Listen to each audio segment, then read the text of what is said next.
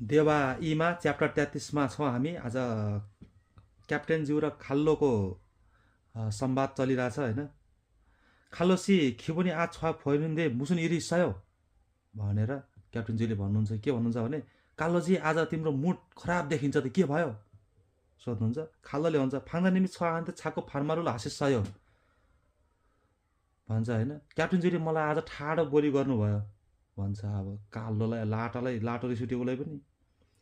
अनि फान्जानिमले भन्नुहुन्छ, फान्जानिम खाले सिरुल छिनागे सेङ्गा घेसा फार्मारुल हाँसिनुन कयो।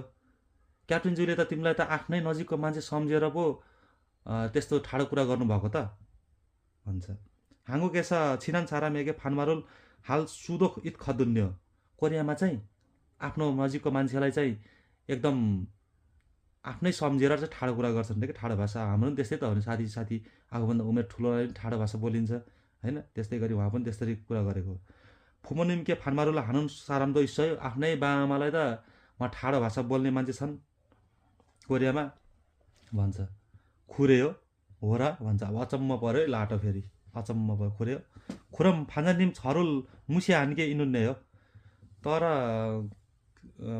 क्याप्टेनज्यूले मलाई कस्तो डरलाग्दो व्यवहार देखाउनुहुन्छ होइन, देखाउनुहुन्छ नि भन्छ। खुरे त खाकुम नमो मुसक्के माल्छौँ हाँस्यो। कहिलेकाहीँ त मसँग डरलाग्दो गरी कुरा गर्नुहुन्छ भन्छ। अब अर्काको देशमा होइन, अब आफ्नोभन्दा सिनियरले जे भने पनि सहनै पर्छ। फान्जानीले भन्नुहुन्छ, यी हाल्थे सोरे चिरुल कयो, काम गर्ने बेलामा कराउनु चाहिँ होइन लाटा भन्छ। सागोका नामेन आन थैनिका खुरे सिनुन कयो, दुर्घटना नहोस् भनेर त्यसरी कराएको भन्छ। छेका फुदानी मूल वय सर्ने हो।